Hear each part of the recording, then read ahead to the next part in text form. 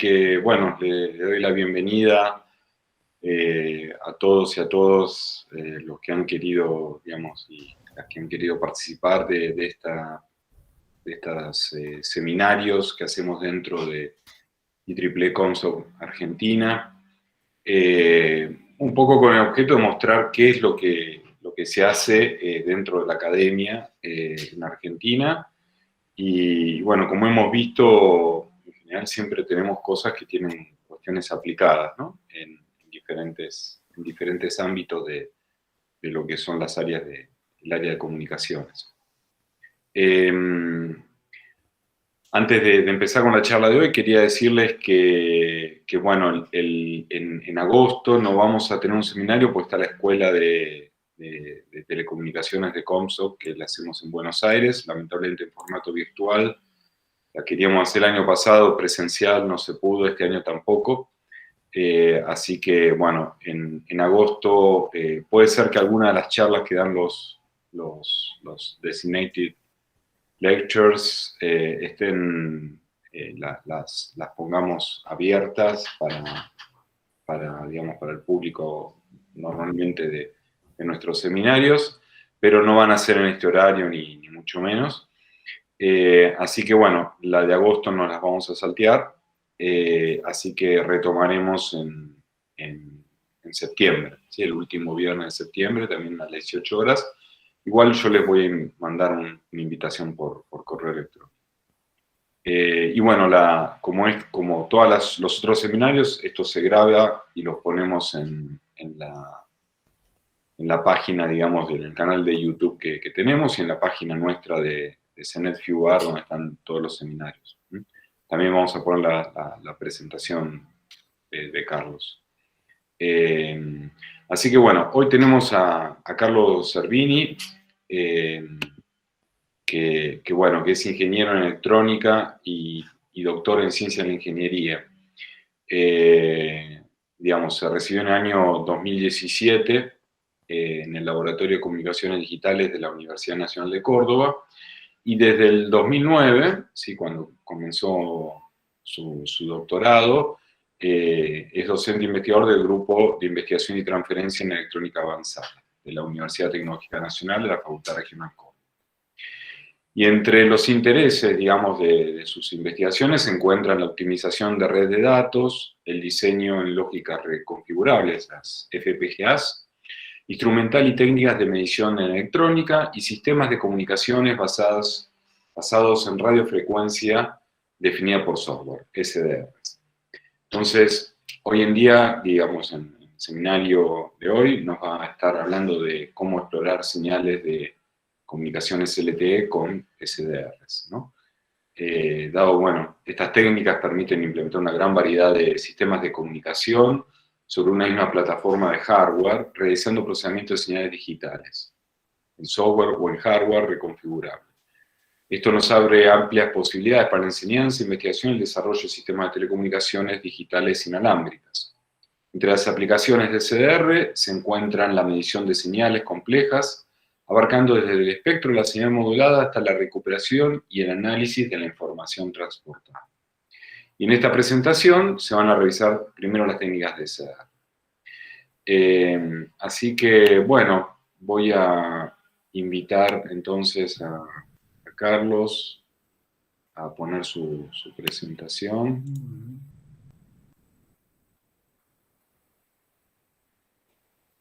¿Se ve bien ahí? Ahí se ve perfecto, Carlos. ¿Se me escucha bien ahí el volumen? Sí, un poquito bajo, por ahí si te puedes acercar más bueno. a la compu. A ver, lo voy a... No sé yo, no sé el resto, Ricardo. Voy a subir un poquito el volumen. ¿Ahí un poco mejor? Sí, está bien. Hola, hola. Bueno. Bueno, le agradezco la invitación a la gente de la IEEE a difundir un poco estos temas que por lo menos desde mi punto de vista son muy interesantes y, bueno, en particular estas técnicas de radio definida por software que Con respecto a lo que yo me acuerdo cuando yo cursé, en que era todo bastante cerrado y uno se quedaba a veces con la simulación y con las ganas de implementar las cosas. Creo que hoy en día con todo esto se abre un campo muy, muy interesante, ¿no? Como para probar en la realidad distintos sistemas de comunicaciones. Bueno, buenas tardes, mi nombre es Carlos Servini, yo pertenezco como comentaba Ignacio, al Grupo de Investigación y Transferencia Electrónica Avanzada de la Universidad Tecnológica de la Regional Córdoba. Bueno, empezando un poquito con comentarles de qué se trata el grupo. Este grupo en realidad se inicia en el año 85 como un grupo muy orientado a lo que es la parte de ingeniería clínica, y desde 2016, a través de distintos intereses de los miembros, se amplían las áreas de trabajo y pasa a llamarse Grupo de Investigación y Transferencia en Electrónica Avanzada. En general, realiza actividades de investigación y desarrollo, transferencia y también, muy importante, toda la parte de la difusión y bajar todo eso a lo que son las actividades de grado y posgrado, la parte académica dentro de la universidad.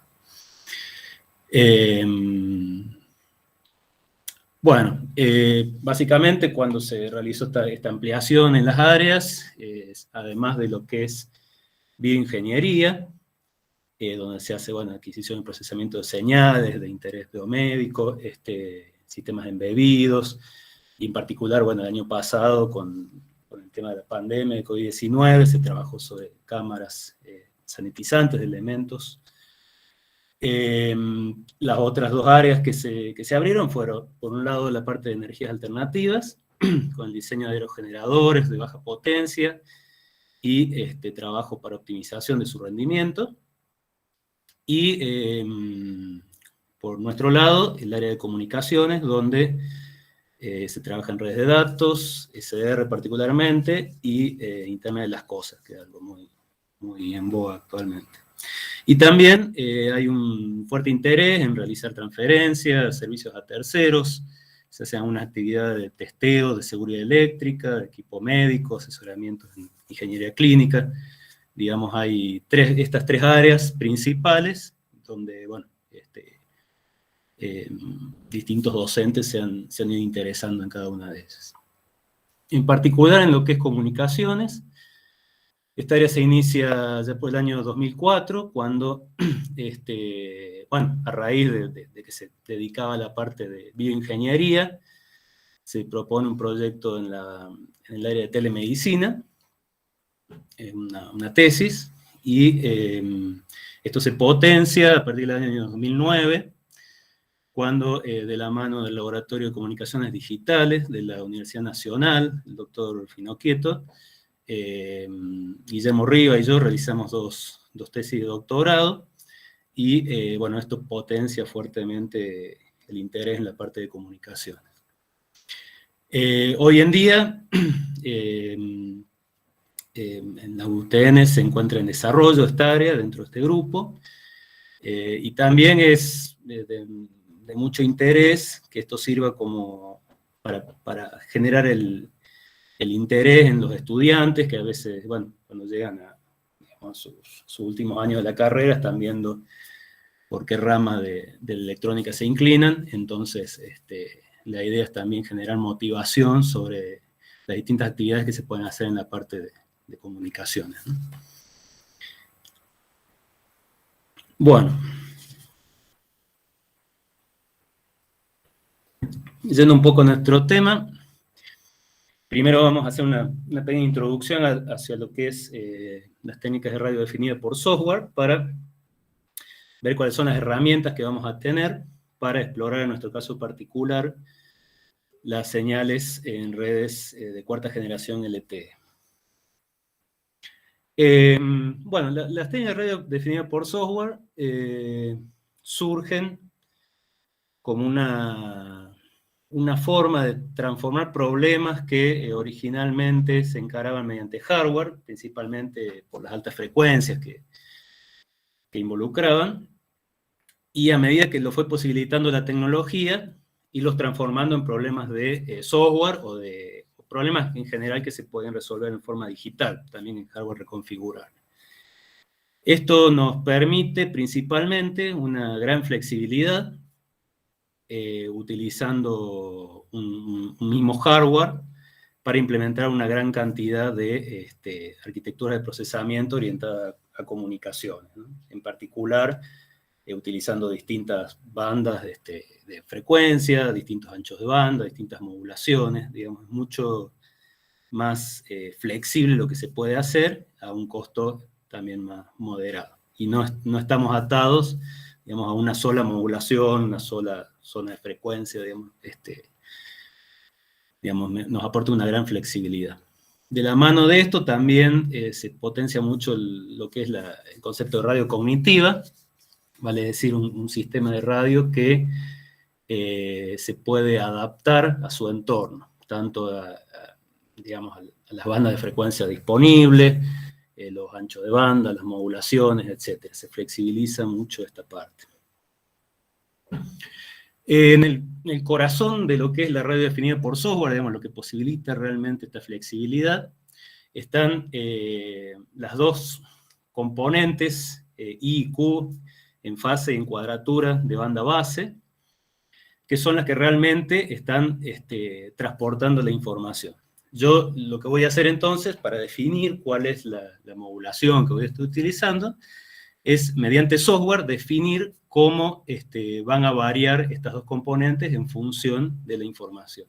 Entonces, digamos, ese es el punto donde se ve realmente el potencial, digamos, en cuanto a flexibilidad que me ofrece las técnicas de CDR. Esto se hace normalmente, digamos, obtener estas componentes se realiza mediante moduladores y detectores de cuadratura, y lo que se suele ver normalmente es el vector o fasor de banda base, que es la suma vectorial de estas dos componentes. Bueno, una pregunta que por ahí uno se hace cuando comienza con este tema es ¿en qué lugar ubico de toda la arquitectura la conversión analógico-digital? Bueno, esto ha ido cambiando a lo largo de los años, no hay un esquema único, digamos, uno puede digitalizar en los esquemas por ahí que trabajan a menores frecuencias, con una DC de una velocidad moderada, digitalizar directamente cuando yo estoy en banda base, digamos, las señales I y Q.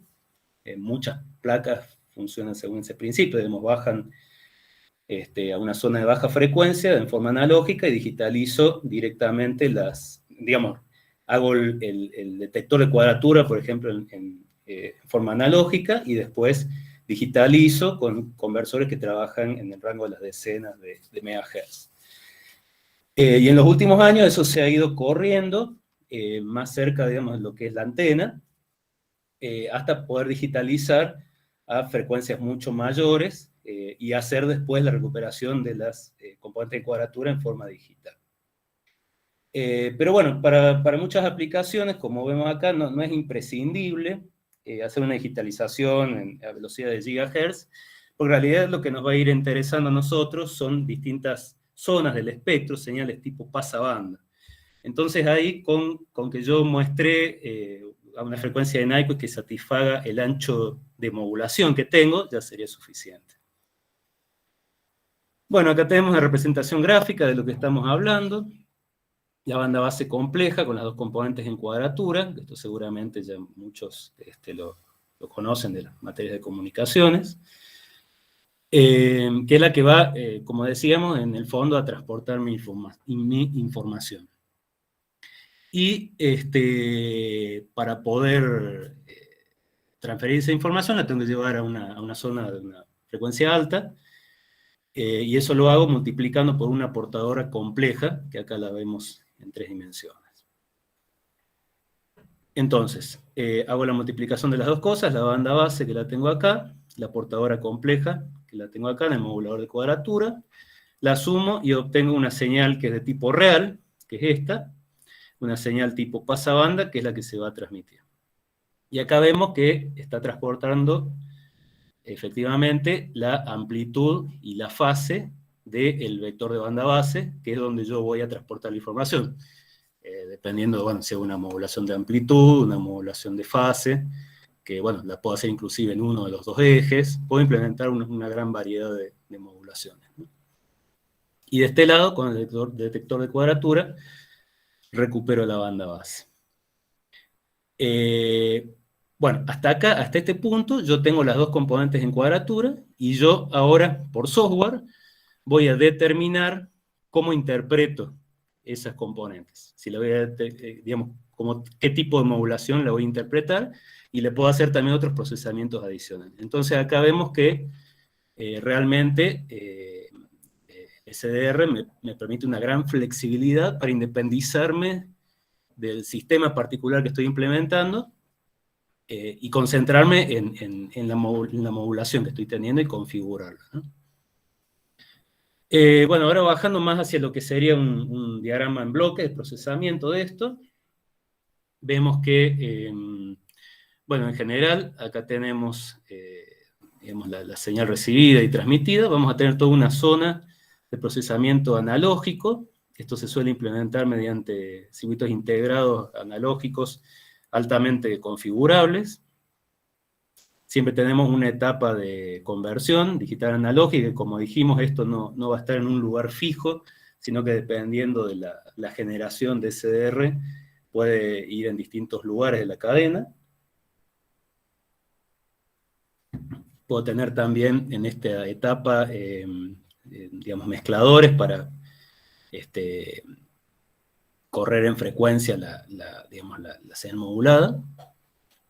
Y después ya de acá para allá tengo ya procesamiento digital, donde puedo, bueno, recuperar mis señales de banda base, seleccionar algún canal dentro de todo este ancho de banda que capturé, y eso va a terminar resultando en mi símbolo, ¿no? Según la modulación que haya definido, y después ya lo interpretaré.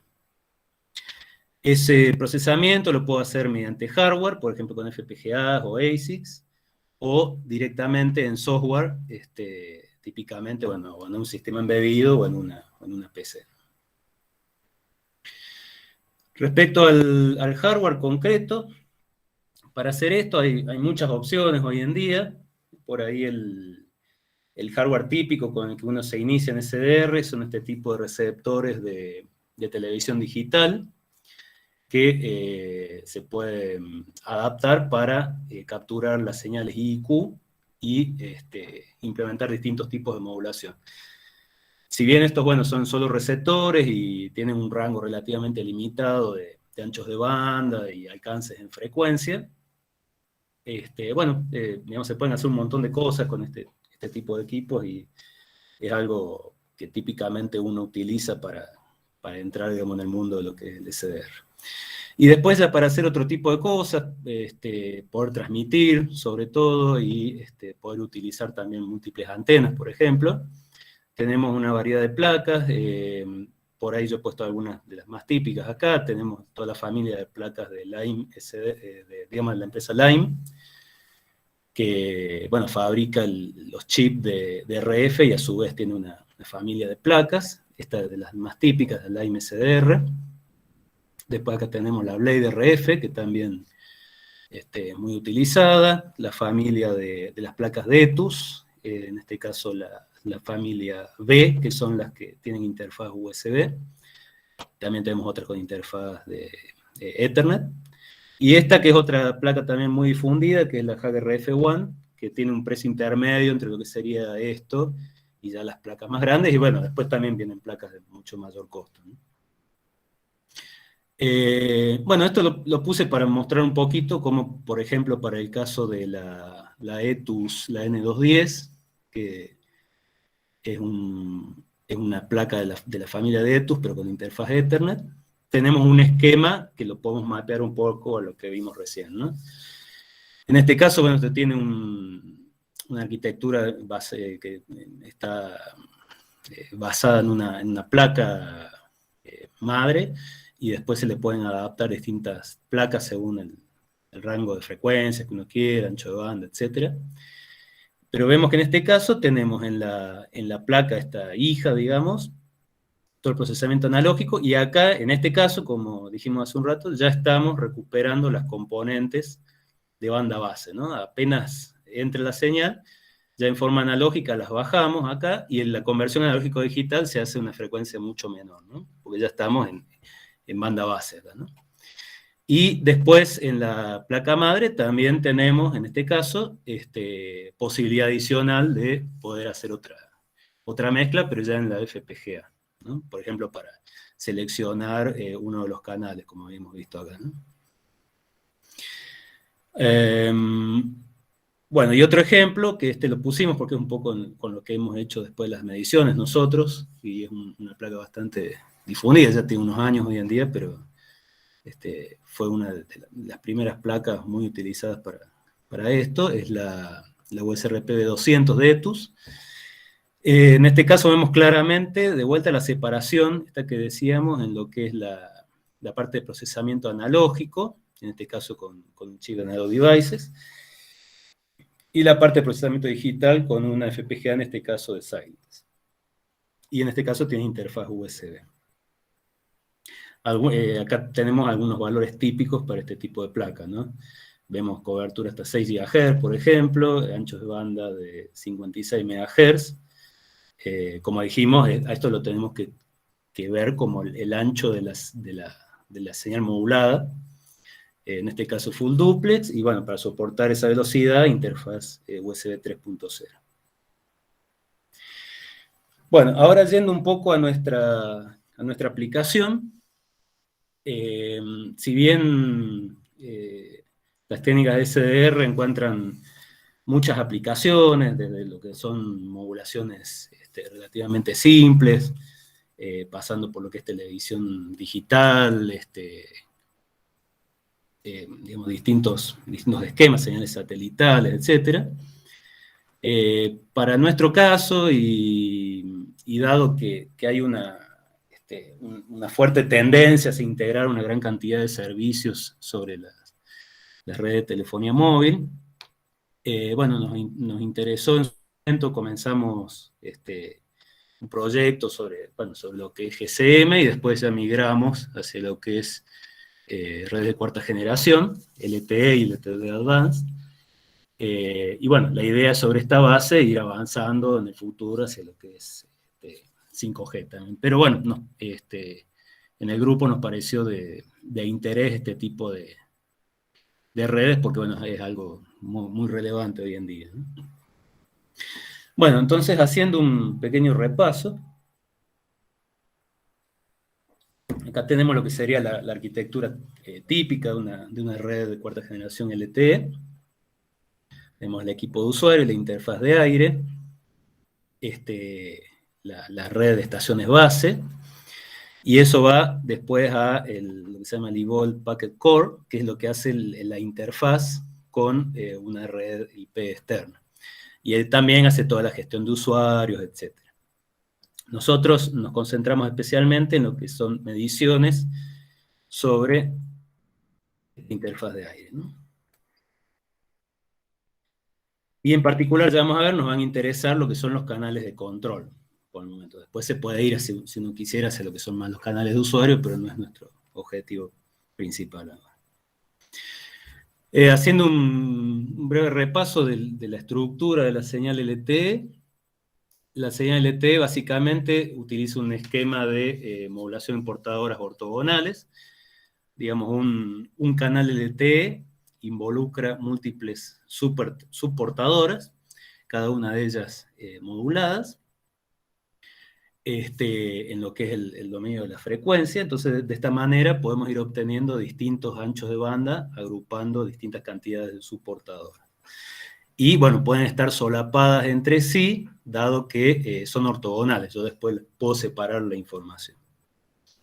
Y por el lado del tiempo, si nosotros vemos acá ejes horizontales, la información que transportan todas esas subportadoras se suma y me van generando los símbolos que yo vería acá en el tiempo. Entonces, de esta manera se forma una grilla que ya vamos a ver, donde se van mapeando las distintas componentes de la señal LTE.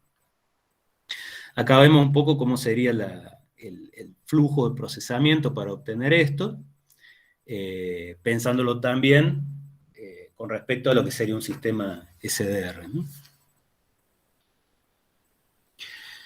Bueno, ahora yendo un poco a lo que es, digamos, en el eje del tiempo, nosotros sabiendo que en cada símbolo de estos está la información que viene de cada una de las subportadoras. Si lo vemos nada más que en el tiempo, tendríamos algo así. Y bueno, la estructura básicamente es en slots de 0,5 milisegundos. Esos slots se agrupan de a dos en subframes, y 10 subframes de esos me forman lo que se llama un radio frame. En base a eso, en base a la duración de un slot puede tener 6 o 7 símbolos, o sea, uno de estos que están acá. En el eje del tiempo y en el eje de la frecuencia, 12 subportadoras, ese cuadradito sería lo que se llama un resource block, que es por ahí la unidad mínima que yo puedo utilizar en LTE. Entonces, a su vez, además de poder seguir aumentando la capacidad del canal a través del uso de estas múltiples subportadoras, yo voy a utilizar el OFDM para implementar el acceso a la red de los usuarios, o sea, lo que sería OFDMA.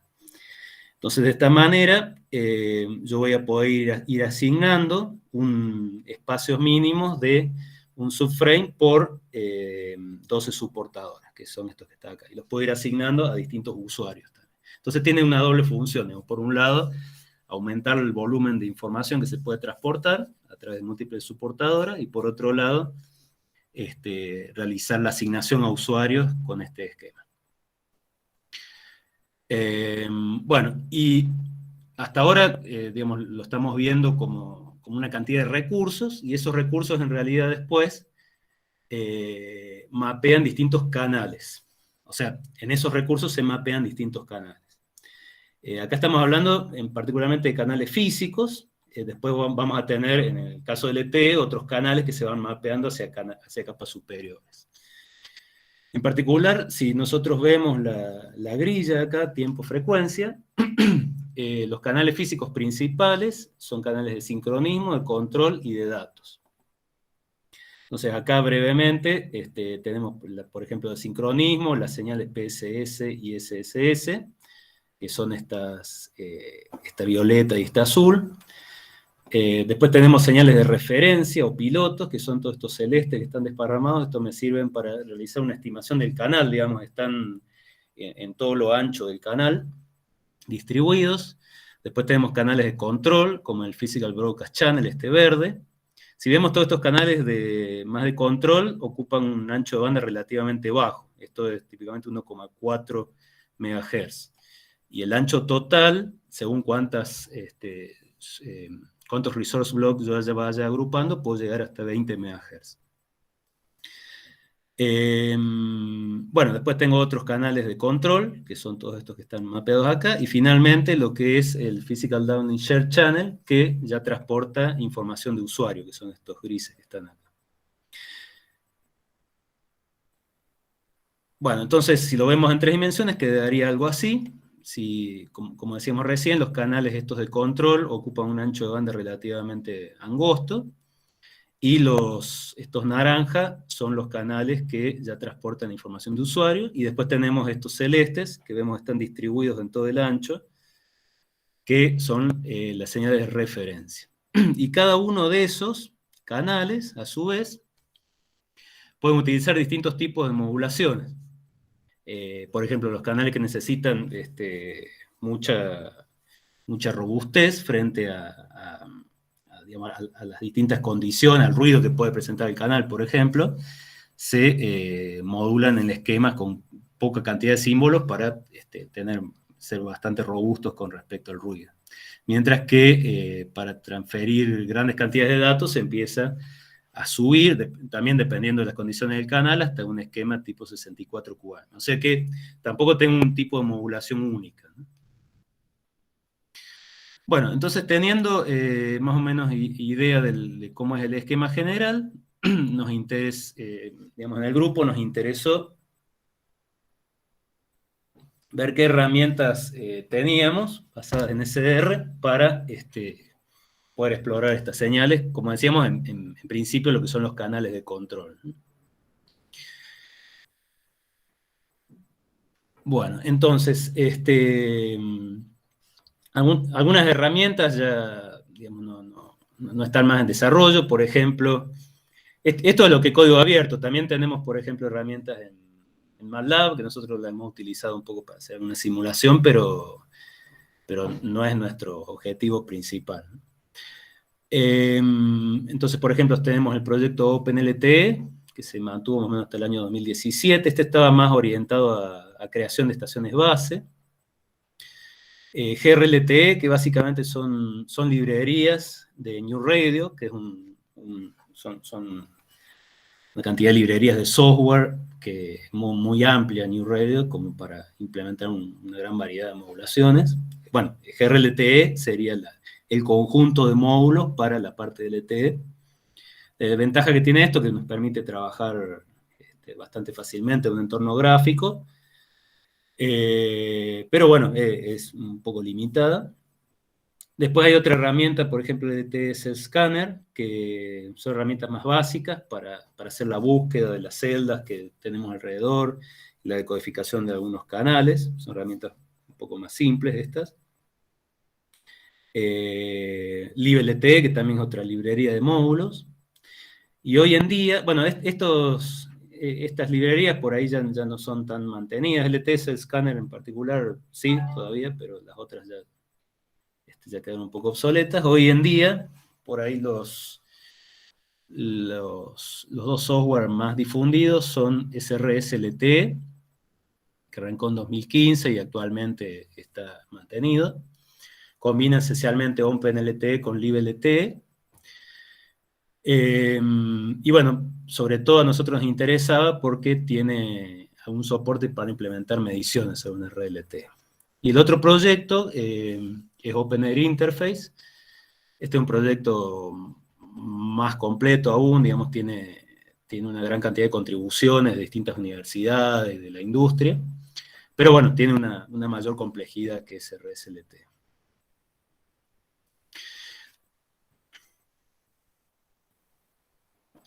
Bueno, entonces nuestro objetivo principal con estas herramientas era ver, bueno, qué podemos levantar de una celda LTE y ver qué parte de todo esto que vimos en la teoría podemos ir observando y analizando, ¿no? Entonces, lo primero que hicimos fue comparar o, digamos, estudiar un poco los equipos comerciales para medición de este tipo de señales, qué características ofrecían, ¿no? Como para ver por dónde empezaríamos. Nuestra plataforma básicamente era una placa ETUS B200 que vemos acá, con una PC corriendo estas distintas herramientas, ¿no?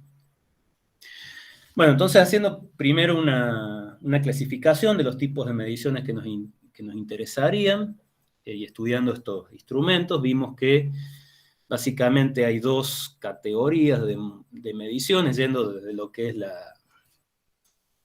señal que llega. Digamos, acá estamos haciendo recepción nada más. Entonces, las primeras mediciones serían mediciones más de calidad de radiofrecuencia, como potencia de ancho de banda del canal, emisión fuera de banda, bueno, ver si respeta los anchos establecidos a través de una máscara, piso de ruido en recepción, etc. Y un segundo conjunto de mediciones, ya yéndome más hacia lo que es la modulación, son lo que se llaman mediciones de calidad de modulación. Entonces tenemos, por ejemplo, un parámetro típico es el error vectorial, pico y RMS, que básicamente me dice qué tanto se alejan los símbolos recibidos del lugar ideal donde debería estar mi símbolo. Eso lo puedo separar según canal, digamos, puedo medir la EBM sobre un canal específico, o sea, de toda esta grilla que vimos recién, separar un canal e ir midiendo cómo es la calidad de modulación en ese canal, o lo puedo separar también según tipo de modulación. Como vemos, en LTE tenemos varias modulaciones conviviendo, entonces puedo filtrar, digamos, por un solo tipo de modulación. Otra cosa interesante para medir en este conjunto de métricas sería la potencia de las señales de soporte. Esto es muy importante porque son las que hacen que yo pueda ver correctamente la celda, la señal de sincronismo y la potencia de la señal de referencia en particular, y después corregimientos de frecuencia y de tiempo. Entonces, esos serían los dos conjuntos de mediciones más interesantes, ¿no? Y cómo las podría clasificar. Acá vemos, por ejemplo, de un manual de Keysight, cómo sería más o menos la secuencia, ¿no? Primero de lo que es mediciones del espectro, mediciones más generales, hacia lo que son mediciones donde necesito ya tener información del vector ese de banda base. Esto tradicionalmente lo haría con un analizador de señal, por ejemplo. Y finalmente ya demodulando y haciendo mediciones sobre la señal final. Bueno, esto, digamos, sin ir al detalle, son algunas capturas de cuáles son las pantallas típicas que nos ofrecen estos instrumentos, en este caso un instrumento de Rohde y Schwarz. Entonces vemos que tenemos primero información general, después tenemos este tipo de mediciones sobre el espectro, mediciones de constelación, diferenciadas por canales, y después, por ejemplo, las potencias de las señales de sincronismo. Acá me hace, digamos, un dibujo a nivel de gráfico de barras, para ver qué potencia tengo en todas las celdas circundantes. En este caso tendría una sola celda, y después ya me haría una medición más de tipo de espectro, ¿sí? Y esto sería para el caso, por ejemplo, de un instrumento de Enritz. También, digamos, en distintas localizaciones, pero tenemos más o menos la misma secuencia de mediciones. Entonces, bueno, con esa clasificación, encaramos un poco a ver qué podríamos ver con SDR. Básicamente, si nosotros nos acordamos del esquema de SDR, una vez que llega el string complejo de datos, digamos, de las señales en cuadratura, lo que tendríamos que hacer es eliminar el prefijo cíclico de cada subframe, realizar la FFT para extraer las subportadoras de interés y hacer una ecualización de esos canales. Entonces, de esa manera nosotros obtendríamos la grilla tiempo-frecuencia que habíamos visto hace un rato, ¿no?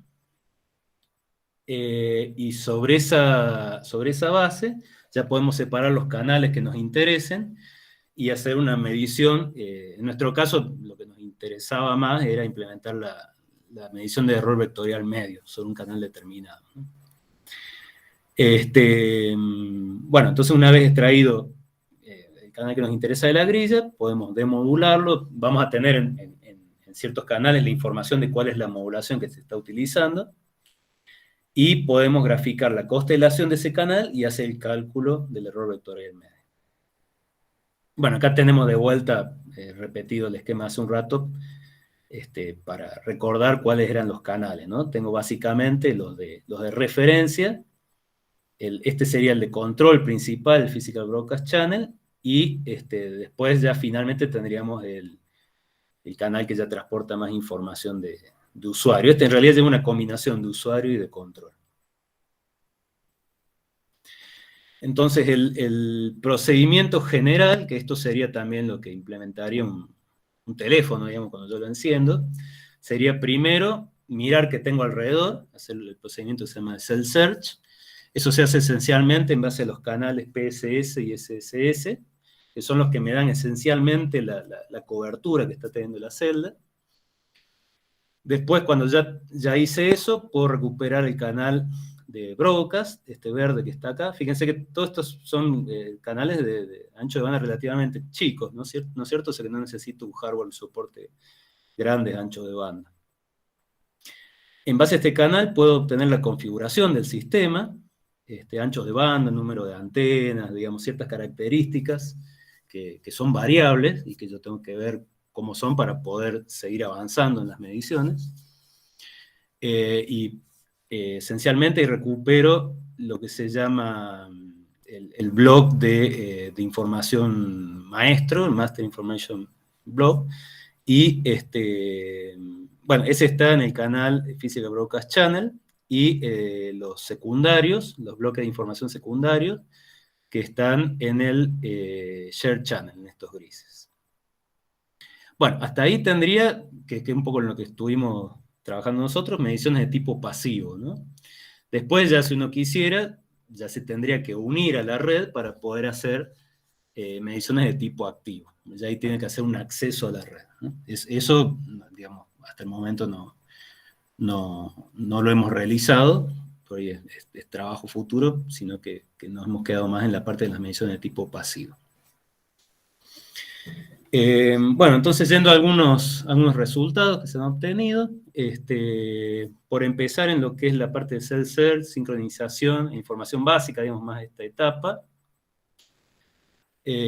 Bueno, lo primero que hay que definir es hacer una búsqueda de las celdas que tenemos alrededor, y se busca digamos, la celda que provea una buena dominancia de la señal de sincronismo. Quiere decir que haya una celda que esté al menos 10 dB por encima de las demás. Entonces, para digamos, basarme en esa celda. Esa señal, como dijimos, es la señal de sincronismo primario, es básicamente la que me define la cobertura de la celda. Bueno, y vamos a obtener una cantidad de información que me va a identificar la fuente de las señales detectadas por aire. Por ejemplo, número de celda, grupo, identificador de sector. Después, bueno, hay un montón de detalles que me van diciendo cómo interpretar esta información, ¿no? Entonces, por ejemplo, mediante SRCLT, después, bueno, esto lleva todo un análisis más profundo, pero para tener un pantallazo de lo que se puede obtener, por ejemplo, acá tenemos que encuentra 3 celdas, las frecuencias en que están, digamos, distintos identificadores propios de esa celda, la cantidad de resource blocks que está usando, esto me está diciendo esencialmente el ancho de banda que está usando esa celda, y la potencia de las señales de sincronismo primario, ¿no? Entonces acá yo esencialmente me quedaría con la que tenga mayor potencia sobre las otras, ¿no? Después, en segundo lugar, yo recuperaría lo que es el canal de broadcast, ese que veíamos hace un rato, y dentro de ese canal, el Master Information Block y este otro canal que se llama Physical Hybrid Indicator Channel. Básicamente el MIB me dice el ancho de banda del sistema, que es una información esencial para poder continuar con la codificación de otros canales, ¿no? Bueno, entonces acá vemos, por ejemplo, mediante herramientas RSLT, que podemos obtener información sobre esos parámetros, ¿no? Entonces acá, por ejemplo, el SRS hace primero la búsqueda, que es lo que veíamos recién. En este caso nos quedaríamos con la celda con identificador 177, que tiene una potencia de 1,5 dBm. Esta, bueno, prácticamente no la detecta, y esta está mucho más abajo. Y entonces, como segundo paso, iríamos y recuperaríamos el Physical Broadcast Channel y el Master Information Block. Acá, de vuelta, tenemos un montón de información que nos va a ir sirviendo según lo que querramos hacer, pero es básicamente el camino que tenemos que seguir para poder ir descubriendo señales más complejas y canales más complejos dentro de lo que es la trama LTE. Es como que ir siguiendo un camino que arranca en lo que son las señales estas de sincronismo, y se va metiendo en lo que es distintas informaciones del sistema, ¿no? Bueno, otra información que podemos sacar, que es particularmente interesante para nuestro caso, es información gráfica sobre la constelación. Por ejemplo, acá tenemos información sobre el canal, el Physical Downlink Share Channel, en este caso una modulación tipo QPSK, y el Physical Downlink Control Channel, la respuesta del canal, y también información sobre el canal de sincronismo primario. Y bueno, finalmente nosotros sobre esa información gráfica podríamos hacer el cálculo de lo que es el error vectorial medio. Entonces, en este caso, por ejemplo, tenemos la información del Physical Downlink Control Channel y el Share Channel. Entonces, bueno, extrayendo, digamos, si yo tomo de esta constelación digamos, los valores vectoriales con respecto al punto ideal, yo podría ir calculando cuál es el error medio que voy teniendo con respecto al punto ideal. Eso es un poco nuestro objetivo como para, digamos, implementar un caso donde podamos llegar a hacer una medición, una de las mediciones que nos daría, por ejemplo, un instrumento de esto, ¿no? Por supuesto que después lleva toda una etapa además de calibración, pero en este momento nuestra idea es poder llevar a la práctica este tipo de mediciones y que sirva también como motivación para estudiantes que estén interesados en estos temas, en ver que realmente yo puedo hacer mediciones mediante CDR de este tipo de señales y ayudar a su comprensión, ¿no? Bueno, entonces esto un poco la idea era, como vimos, brindar primero una introducción hacia qué es qué son estas técnicas de red definida por software y una aplicación que creemos que es muy relevante y que estas herramientas de hecho todas están migrando hacia 5G, por ejemplo lo que es OpenAir Interface ya tiene muchas implementaciones de lo que viene, digamos, con 5G, que, bueno, no es algo totalmente disociado de lo que es 4G, entonces, digamos, toda esta experiencia, la idea es que vaya sirviendo para después ir migrando hacia lo que es 5G, inclusive poder nosotros también hacer una contribución sobre eso.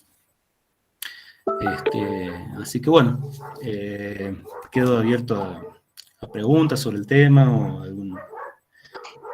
Bueno, muchas gracias, Carlos. Muy interesante tu presentación. Interesante también, bueno, ver un poquito cómo es la trama del LTE y cómo uno puede ir sacando información a través de estas herramientas de SDR.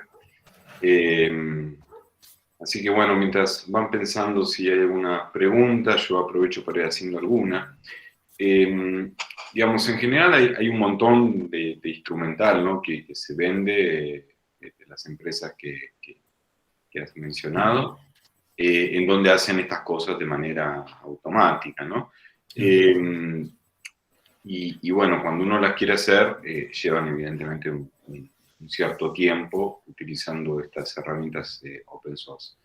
Pero, digamos, ¿cuál es un poco tu visión respecto de, digamos, de ir pudiendo realmente de generar de alguna manera los paquetes open source para que cualquiera pueda tomar estas bibliotecas, correrlas y digamos, poner las SDR y, por ejemplo, no sé, ya hoy en día uno podría hacerlo esto simplemente instalando la biblioteca con el SDR adecuado, empezar a mirar estos canales y a leer esta información directamente, o tiene que ser todo un camino de aprendizaje muy tortuoso, ¿no? Sí, está interesante la pregunta. En particular, por lo menos en nuestra experiencia, si bien esto va evolucionando mucho, no sé si lo tenía por acá, digamos, cuando nosotros arrancamos con esto hace unos 3 años, como que era, por lo menos mi impresión, era bastante más difícil, ¿no? Estaban este tipo de paquetes que, no me acuerdo si de estos o de la parte de GCM, había algunos que eran mantenidos por un par de personas, que no era algo muy estable. Pero bueno, sobre todo del año pasado esta parte, lo que son estos dos software han avanzado mucho, y SRS en particular es digamos, bastante directo, digamos, hacer la instalación y empezar a hacer pruebas con esto. Por supuesto, que un poco era la idea acá de la presentación, sí o sí uno tiene que hacer como un camino previo de estudiar todas estas señales LTE, comprender Bueno, o FDM, la grilla, esto, cómo funciona. De hecho, nosotros hay muchas cosas que las vamos viendo a medida que las vamos necesitando porque es muy amplio, ¿no? Pero respecto a las herramientas, el SRS en particular es bastante directo, digamos, la instalación, y después es mucho uno agregarle valor a eso, ¿no? Sí. OpenAir Interface, por el tamaño del proyecto, nos ha resultado bastante más complicado, ¿no?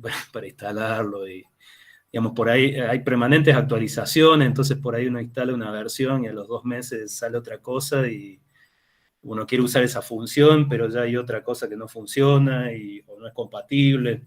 Claro. Entonces, es el problema, digamos. Sí, OpenAir, digamos, es un proyecto mucho más grande, por lo menos según lo que vemos. Pero bueno, también como interviene muchísima gente, también la documentación va siempre bastante más atrás de lo que se va implementando, digamos, No. Entonces, Sí. sí, por el tamaño del proyecto nos ha resultado más difícil de utilizar. De hecho, bueno, arrancamos mucho estas capturas, mucho sobre SRS, y recién, bueno, ya el año pasado encaramos más, pero bueno, como que hubo un becario que se dedicó a instalar OpenAir Interface y resolver todas las complicaciones que van surgiendo, porque sí. Pero bueno, también del año pasado a este año también lo han mejorado bastante. Antes tenía como muchas aplicaciones chiquitas para cada cosa que uno quería hacer. Ahora ya lo han ido integrando más en un solo script, que según lo que uno quiere compilar, lo hace de un solo lugar. Entonces, vemos que está avanzando mucho. O sea, si bien por ahí no es tan simple, pero a futuro se ve que se va estabilizando y van tratando de hacer algo cada vez más estable, ¿no? Ahora, para hacer pruebas por ir rápido, también, como decía, MATLAB es una buena opción, ¿no? Para hacer simulaciones, entender estas señales. Esto sería más apuntando a, como decíamos nosotros, bueno, con algo de código abierto que uno lo pueda después modificar, probar cosas, y hacer implementaciones, ¿no? Con esto, tanto con OpenAir como con SRS, uno puede realmente implementar tanto el lado del móvil como el lado de la base, y bueno, creo, sí, en SRS también el Evolve Packet Core, o sea, uno puede implementar todo el camino. Claro. Nosotros nos concentramos en la medición esta nada más, pero uno, si quisiera, puede, inclusive si uno, por ejemplo, quiere hacer esta etapa que decíamos hace un rato, ya unirse a la red, con una red comercial es bastante complicado esto, entonces está bueno tener su propia celda, que uno la puede manejar como uno quiera, e interactuar con el móvil, digamos. Uno puede controlar todo, ¿no? Eso está bueno. Sí. Muy bueno. Bueno, para las preguntas yo voy a pasar un poco la posta acá a Ricardo Veiga, que nos va a dar una mano con esa parte. Yo voy a tener que retirarme. Bueno. Así que, bueno, Ricardo, si podés continuar el tema de las preguntas. Okay. Te va a quedar a vos cerrar la reunión, digamos. Así que, bueno, disculpas al resto de los participantes, pero bueno, hoy me tengo que retirar un poco temprano, digamos. Por otros compromisos. De todas maneras, bueno, recuerden que en agosto a priori no tendremos seminarios, igual les estaré mandando un mail para los próximos, y en el medio mandaré un mail cuando tengamos lista la grabación de esto, ¿sí? Subida a YouTube. Así que bueno, Ricardo, por favor. Gracias. Gracias, Ignacio. Hay una pregunta de Pablo Madey, que es, ¿las distintas modulaciones se deducen en función de las mediciones o hay alguna otra forma? El tipo de modulación, en realidad hay un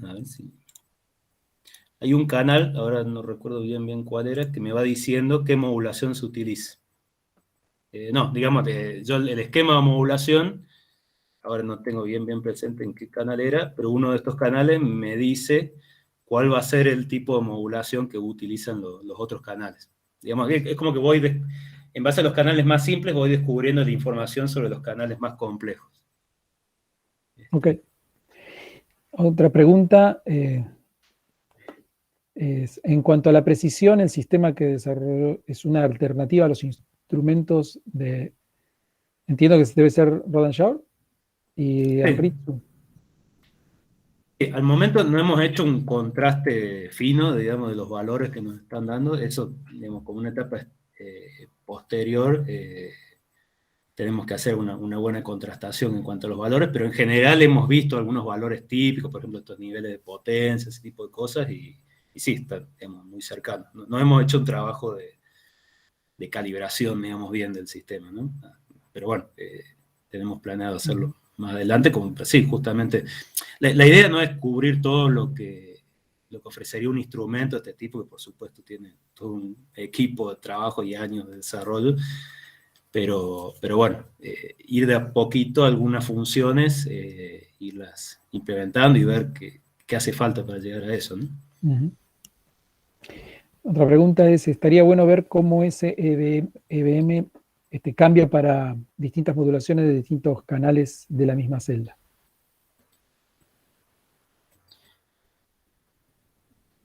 Claro, eso, bueno, en este momento, digamos, no tengo valores exactos, pero eso va a depender mucho también de las condiciones del canal, ¿no?